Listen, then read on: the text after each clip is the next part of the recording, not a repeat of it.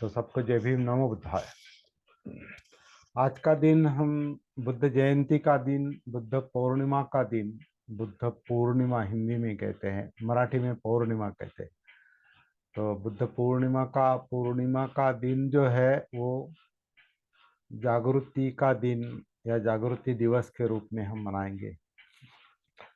और जागृति का दिवस जब हम कहते हैं तो कुछ अलग बात नहीं कर रहे, वही वही बात कर रहे हैं जो हम पहले से करते आए हैं। अभी ये बात तो आ, तय होती जा रही है, कंफर्म होते जा रही है कि बुद्ध ने आज के दिन,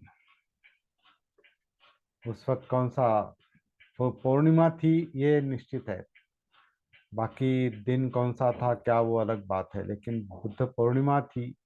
और बुद्ध पूर्णिमा के दिन उन्होंने क्या प्राप्त किया, तो वो सम्यक संबुद्ध बने। और सम्मा संबुद्धो का अर्थ है संपूर्ण जागृत। संबोध, बोध हुआ उनको, कंप्लीट बोध हुआ, संबोध। सम्मा सम, सम्मा का मतलब एक अर्थ से कंप्लीट भी होता है। सम्मा संबुद्ध मतलब वो जो चाहिए वो मिल गया उनको, बोध हो गया, जीवन का बोध हो गया। और बोध होने के कारण जो जो चाहिए था वो मिल गया। तो क्या चाहिए था, उनको क्या चाहिए था और हमको क्या चाहिए, और हर मनुष्य को, प्राणी मात्र को क्या चाहिए। तो बुद्ध की शिक्षा के अनुसार और हमारी आवश्यकता के अनुसार एक ही बात हमको चाहिए कि हमारा जीवन सुखमय हो।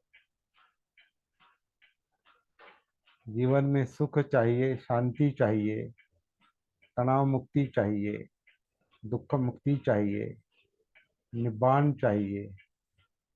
ये हमारे जीवन का मतलब है, मकसद है। और हर प्राणी का वही मकसद है, लेकिन मनुष्य को वो प्राप्त करना, निब्बान प्राप्त करना, मुक्ति प्राप्त करना, ये मनुष्य के लिए केवल संभव है।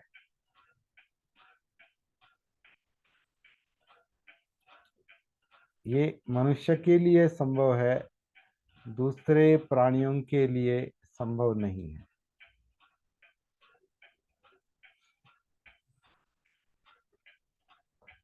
उसका सरल कारण ये है कि सेल्फ अवेकनिंग मतलब अपने आप में जग जाना, अपने आप में जागरूक होना परिपूर्ण रूप से, ये केवल मनुष्य को संभव है। क्योंकि उसके चित्त की, मन की, चेतना की, कॉन्शियसनेस की अवस्था या उसके गुणधर्म ऐसे हैं मनुष्य के कि उसे बीज रूप में बीज रूप में जागृति की देन मिली है, नैसर्गिक रूप से।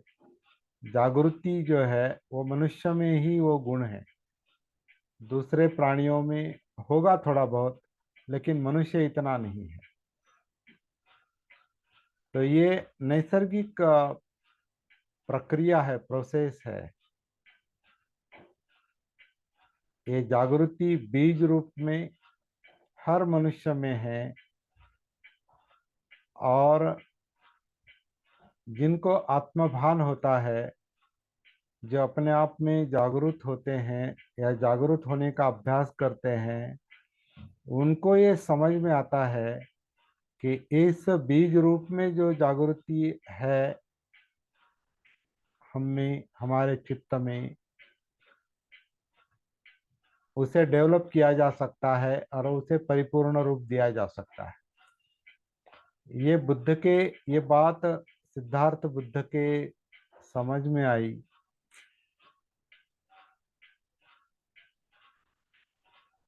और एक अर्थ से वो कपिलवस्तु में ही समझ में आई। ऐसा भी एक निचोड़ निकलता है, एक निष्कर्ष निकलता है। क्योंकि बचपन में वो पेड़ के नीचे बैठे थे, ऐसा बताया जाता है। जब वो शुद्धोदन किसी त्योहार के दिन, वप्पा मंगल जो वो त्योहार था, उस दिन राजा हल चलाता था। खेती की शुरुआत होती है और राजा हल चलाता है। तो वो हल चला रहे थे शुद्धोदन, और छोटे सिद्धार्थ को किसी पेड़ के नीचे बैठने के लिए कहा था। और वहाँ क्या हुआ पता नहीं, लेकिन वो अपने आप से कनेक्ट हो गए,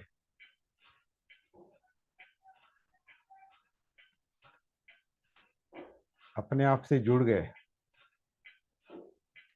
उसे ध्यान कह सकते हैं या जागृति कह सकते हैं, जो भी शब्द इस्तेमाल करना है कर सकते हैं हम लोग। लेकिन अगर बुद्ध को, बुद्धत्व निब्बाण जागृति के आधार से, सम्मा संबुद्धो, जागृति के आधार से अगर बीज रूप की जागृति अगर परिपूर्ण जागृति में डेवलप होती है और बुद्धत्व मिलता है, दुख मुक्ति मिलती है, तो जागृति ही बेस है काम का। साधना का बेस जागृति ही हो सकता है। और जो बात उनको बचपन में, सिद्धार्थ गौतम को बचपन में महसूस हुई थी, लेकिन समझ में नहीं आई थी, शायद शायद ऐसा ही कहना पड़ेगा, वो समझ में नहीं आई थी। तभी तो उन्होंने बाद में कई तरह की साधनाएं करके देखी, कई तरह की ध्यान साधनाएं। उस वक्त जो गुरु थे, जो परंपराएं थी, 18-19 तरह की कुछ परंपराएं उस वक्त चल रही थी कहते हैं। और ये राजपुत्र होने के कारण कई सारे परंपराओं को उनको अनायास लाभ हुआ।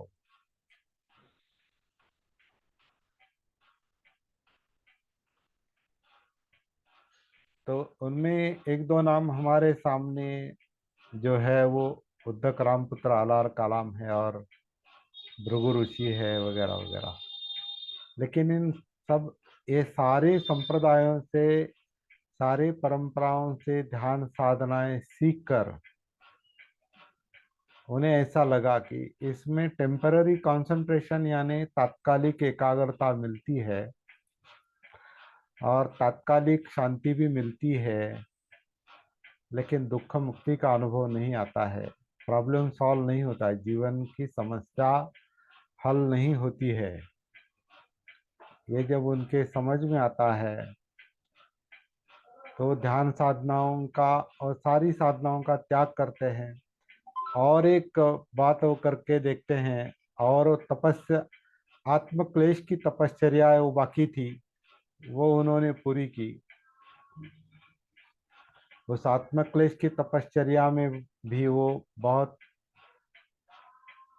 इतने अंत तक गए, इतने इस छोर तक गए कि करीब करीब मृत्यु समीप था। और पूरी जैसे जान अधमरी अवस्था थी, एक तरह से वो अनकॉन्शियस लेवल तक गए। तो मतलब क्या कहेंगे वो, मतलब जो जिंदापन है वो बिल्कुल, उसकी मात्रा कम होती गई और बिल्कुल क्रुश हो गए, दुर्बल हो गए। और आत्मक्लेश की तपश्चर्या इतने अंत तक ले जाने तक भी वहां उनको दुख मुक्ति नहीं मिलती है, तो वो भी रास्ता वो छोड़ देते हैं और सुजाता का अन्न जो उनको मिलता है और वहां से खाना शुरुआत करते हैं रेगुलर। आवश्यक उतना खाना चाहिए, वहां से वो खाना शुरुआत करते हैं। और फिर अभी अपने भाषा में हम विचार करेंगे, वो सोचते होंगे कि जब मैं राजपुत्र था, जब सब कुछ था, तब भी यातनाएं थी, दुख था। अभी इतनी ध्यान साधनाएं की, इतनी आत्मक्लेश की तपश्चर्याएं की, फिर भी दुख वैसा का वैसा ही है। तो फिर दुख मुक्ति है या नहीं? तो ये दोनों दोनों जो अंत थे, काम सुखल्लिकान योगो और अत्त किल मथान योगो, खाओ पियो ऐश करो मौज करो, ये एक जीवन जीने का तरीका। और दूसरा ये जो तरीका है, जो अनुसंधान करने वालों के लिए है, एक तरह से दुख मुक्ति के लिए प्रयास करने वालों के लिए है। दूसरा तरीका वो भी अत्त किल मथान योग, मतलब अपने आप को आत्मक्लेश देना, खुद को तकलीफ देना। और यहाँ तकलीफ देने की जो तपश्चर्या है, तपना है, तपश्चर्या है, वो अपने अपने तरीके से चलती थी। सिद्धार्थ गौतम ने वो तपश्चर्या इस तरह से की कि उसमें भी दूसरा कोई तपस्वी उस वक्त नहीं था, यहाँ तक इनकी तपश्चर्या आ गई। और उससे कुछ हासिल नहीं होता, ये देखकर उन्होंने उसका भी त्याग किया। तो दोनों अंतों का त्याग किया। फिर सोचने लगे कि कहाँ है दुख मुक्ति, है या नहीं, या ऐसे ही दुख लेकर जन्म लेना पड़ेगा और दुख लेकर मरना पड़ेगा और दुख लेकर बीच में जीना पड़ेगा। ऐसा ही जीवन का स्वरूप है क्या? ये सोचते सोचते उनको अचानक वो बचपन की याद आती है, जब वो पेड़ के नीचे बैठे थे और वो जो उनको मिला था, जो कुछ था वो उसकी याद आती है। और उसी धागे को पकड़कर, उसी सूत्र को पकड़कर वो साधना करते हैं। और वो जो साधना है उसे हम सती की या जागृति की साधना कहते हैं। वो मध्यम मार्ग की साधना है कि जीवन को देखो, जीवन का स्वरूप पहचानो, जीवन के प्रति जागरूक हो जाओ, जीवन में उतरो। मतलब इस काया में उतरो, उतरना चाहिए, काया से कनेक्ट होना चाहिए। और काया में, ये जिंदा काया में जीवन का अस्तित्व देखना चाहिए, महसूस करना चाहिए। वहां से वो एक तरह से जो बचपन में शुरुआत हो गई थी, उस काम को आगे ले जाते हैं। और फिर काया वेदना चित्त मनोधम्म, जिसे हम सतीपट्ठान कहते हैं, उसके आधार से पूरे इस नामरूप अस्तित्व में, इस बॉडी माइंड में, काया वेदना चित्त मनोधम्म में एक रूप हो जाते हैं। सती जागृति अंग प्रत्यंग में एक तरह से एब्जॉर्ब होती है, इसे मराठी में झिरपना कहते हैं, मतलब झिरपणी। अंग प्रत्यंग में वो जागृति टॉप टू बॉटम, इस हड्डियां और मांस के शरीर में, जिंदा शरीर में इन वेदनाओं में, जानिवा मराठी में जानिवा, इन फीलिंग्स में उतर जाती है सती, चित्त में उतर जाती है और विचार प्रक्रिया में, मनोधम्म में उतर जाती है, इंद्रियों में उतर जाती हैं और पूरा अस्तित्व जागृत हो जाता है।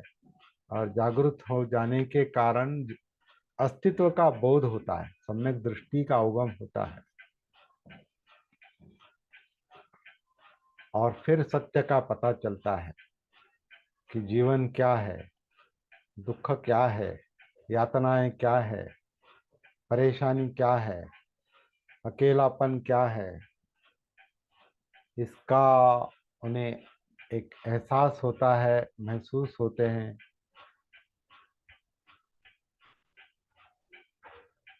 और फिर अनुसंधान शुरू हो जाता है,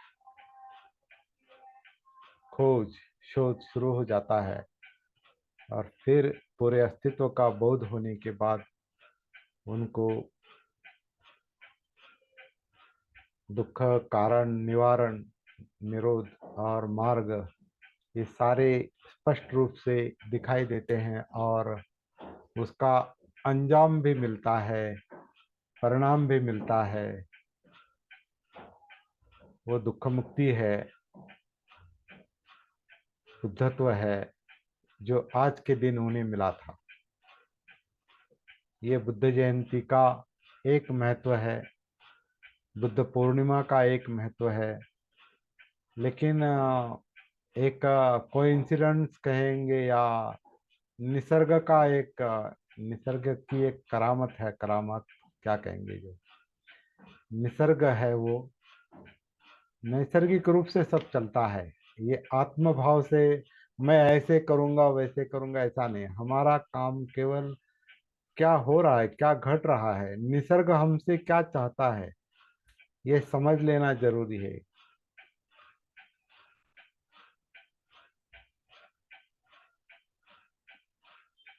निसर्ग ने अज्ञान भी निर्माण किया है और निसर्ग ज्ञान भी निसर्ग ज्ञान भी देता है। निसर्ग अबोध अवस्था भी अविद्या से संस्कार की निर्मिति कहते हैं हम। तो अविद्या से अज्ञान में ये अबोध अवस्था भी निर्माण होती है और नैसर्गिक रूप से बोध भी होता है। तो ये निसर्ग का जो कार्य कारण भाव समझने की जो शक्ति मनुष्य में है, उस शक्ति को पहचानना चाहिए। उस बुद्धत्व एक शक्ति है, बोध होना एक शक्ति है मनुष्य में, हर मनुष्य में है।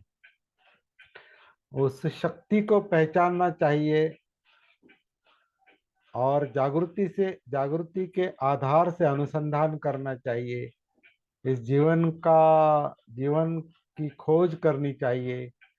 समस्याएं क्या है ये समझ लेना चाहिए और समस्याएं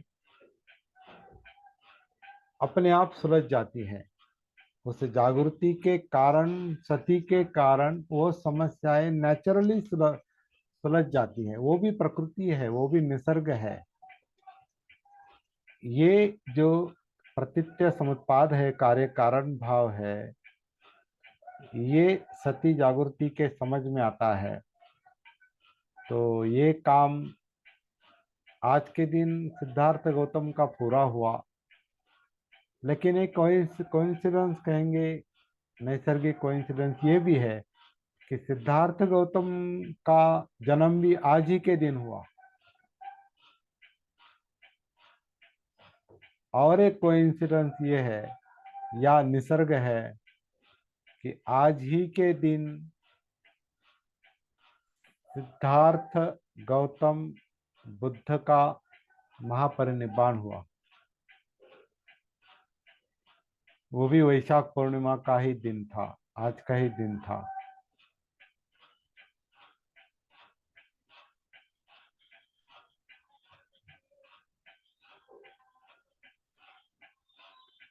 तो एक कल्पना के परे की घटनाएं हैं, इसके बारे में सोच नहीं सकते हम। लेकिन अपने जीवन में उतरकर कुछ ना कुछ जीवन को समझकर महसूस करके सिद्धार्थ गौतम बुद्ध के बारे में क्या हुआ होगा, इसका थोड़ा बहुत अनुभव हम कर सकते हैं। और ये अनुभव करना चाहिए और अपनी समस्या, जीवन की जो समस्या है, जो चाहिए मुक्ति निब्बाण, वो समस्या सुलझानी चाहिए। इसीलिए बुद्ध ने अपने अनुभव लोगों के साथ शेयर किए हैं, बताए हैं कि करके देखो,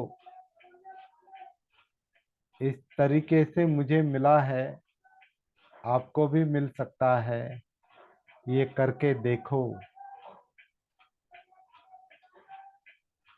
सख्ती नहीं की, कोई उपदेश नहीं दिया है, सुझाव दिया है, मार्ग बताया है, बताने की कोशिश की है। ऐसा करो वैसा करो ऐसा नहीं कहा, ये करके देखो। आपकी जरूरत है, आपकी आवश्यकता है, मुझे मिला है, आपको भी मिल सकता है। इस तरीके से वो बात हो गई। लोगों ने कुछ लोगों ने सुना, कुछ लोगों ने सा प्रैक्टिस की, उसकी साधना की, अपने आप में जो सती है, जागृति है, उसको पहचाना।